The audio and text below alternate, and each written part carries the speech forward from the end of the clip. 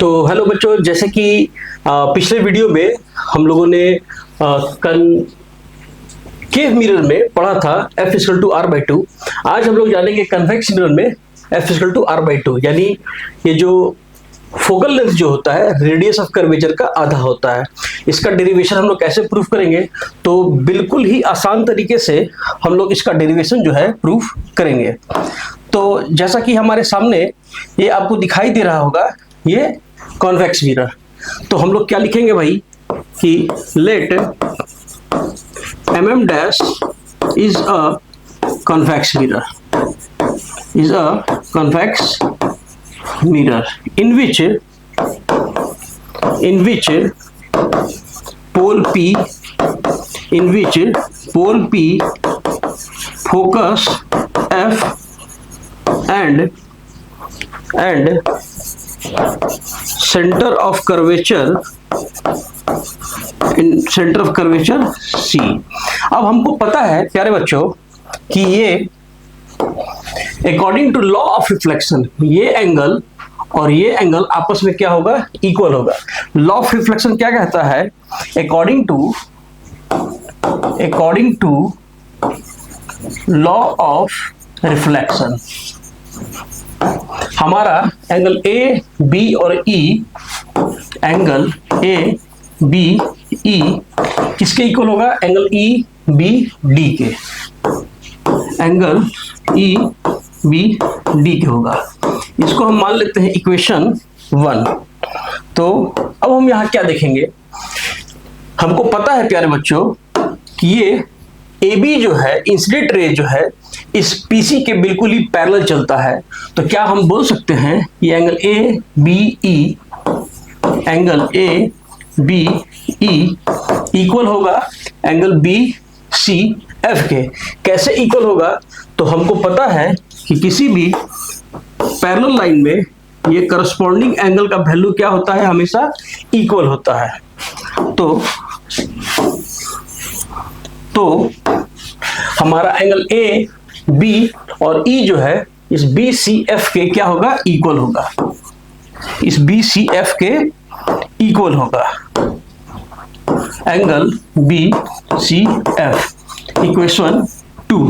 तो from equation 1 and 2 से ये ए बी ई इसके इक्वल है और ये ए बी ई इसके इक्वल है। तो फ्रॉम इक्वेशन 1 एंड 2 से, फ्रॉम इक्वेशन 1 एंड 2 से हमारा एंगल ई बी डी जो है इक्वल हो जाएगा एंगल बी सी एफ के। ये हो जाएगा हमारा इक्वेशन 3। अब हम क्या देख रहे हैं? ये हमारा एंगल ई बी डी, ये एंगल जो है इस एंगल के इक्वल होगा। तो कैसे इक्वल होगा? तो हम लोग क्लास 8 में पढ़े थे कि if two lines are intersect each other then vertically opposite angles are equal. यानी अगर दो लाइन आपस में इंटरसेक्ट करते हैं तो आमने सामने के जो एंगल्स का जो वैल्यू होता है वो आपस में इक्वल हो जाता है, वो उनका वैल्यू जो है इक्वल हो जाता है। तो क्या मैं बोल सकता हूं कि angle E B D, angle E B D जो है इक्वल होगा एंगल सी बी एफ के, एंगल सी बी एफ के। ये हमारा इक्वेशन 4 हो जाएगा। ये हमारा इक्वेशन 4 हो जाएगा। अब हम क्या देख रहे हैं? फ्रॉम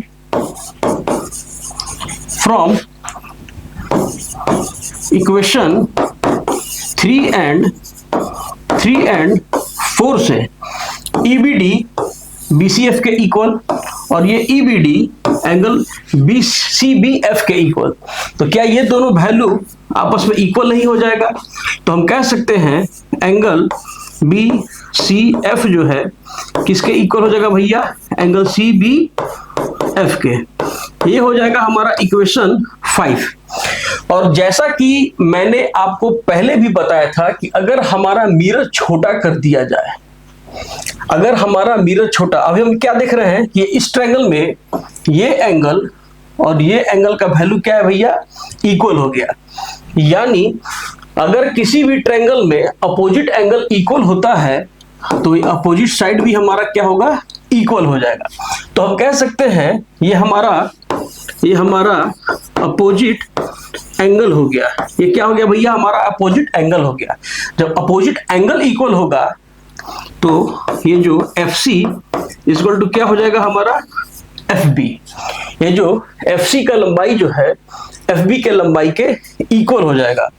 अब हम थोड़े से नेक्स्ट पेज में आते हैं। वहां क्या लिखेंगे हम लोग, अगर हमारा मिरर छोटा हो जाए तो ये FB का जो लेंथ है ये FP के लेंथ के इक्वल हो जाएगा। यानी when our mirror is much smaller than, तो क्या होगा, ये हमारा हो जाएगा इक्वेशन 6। ये हमारा इक्वेशन 6। तो हम क्या कह सकते हैं कि FB इक्वल टू FB। आप सभी इसका स्क्रीनशॉट ले ले, या मैं देखता हूं उसको यहीं पे एडजस्ट करता हूं। तो हमारा क्या होगा, ये FB का जो लेंथ है, FB का जो लेंथ है FP के या PF के इक्वल हो जाएगा। तो ये हमारा क्या हो जाएगा भैया, इक्वेशन 6। अब फ्रॉम इक्वेशन 5 एंड 6 से हम क्या देख रहे हैं कि FB जो है FC के इक्वल है और FB जो है PF के इक्वल है। तो फ्रॉम इक्वेशन, अच्छा ये 6 और ये 7 था, 6 एंड 7 से ये FC इक्वल टू क्या हो जाएगा, PF हो जाएगा। तो हम क्या देख रहे हैं, ये हमारा PC का जो वैल्यू है प्यारे बच्चों, क्या मैं PC को PF प्लस FC लिख सकता हूं। तो इस PC को मैं 2PF भी लिख सकता हूं, जैसे कि मैंने पिछले वाली वीडियो में किया था। और इस PC का वैल्यू हमारे पास R है और PF का वैल्यू F है, यानी F इक्वल टू R/2। ये हमारा बिल्कुल ही प्यार से प्रूफ हो गया।